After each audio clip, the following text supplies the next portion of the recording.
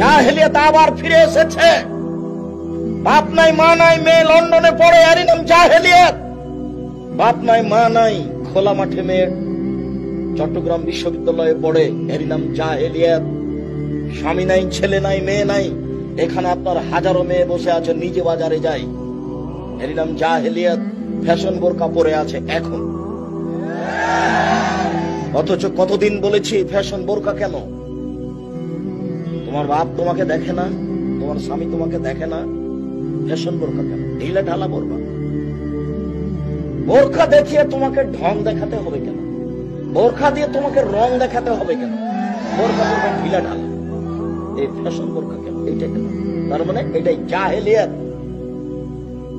কই আমাদের তো বাজারে না গেলে চলে, তা আপনার চলে না কেন? আমাদের বাড়িতে তো কোনোদিন হাটে বাজারে যায়নি, তা আমাদের সংসার চলছে তো। আপনার বউ বাজারে যায় কেন? এখানে যত মেয়ে বসে আছে তার অনেকেই বাজারে যাওয়া অভ্যাসী আছে। কেন আপনাকে বাজারে যাওয়া লাগে? স্বামী কাপড় কিনলে হয় না?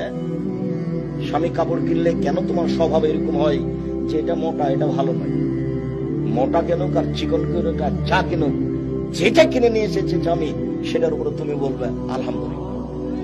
আপনার কাছে যেটা ভালো, আমার কাছে সেটা ভালো। আপনার সুবিধায় আমার সুবিধা, আপনার খুশিতে আমার খুশি। আমি ব্যক্তিগতভাবে খুশি আনন্দ আপনার সামনে প্রকাশ করে আপনার সংসারে অশান্তি আনতে রাজি নই। যাহাই চাইবেন আপনি তাহাই করিব আমি, যেটা ভালোবাসেন আপনি সেটাই করবেন আমি, তাতেই খুশি। সংসার সুন্দর হবে। তোমাকে বাজার করতে হবে কেন? এই মেয়ে, তোমাকে বাজার করতে হবে কেন? ঢং পেয়েছো তুমি?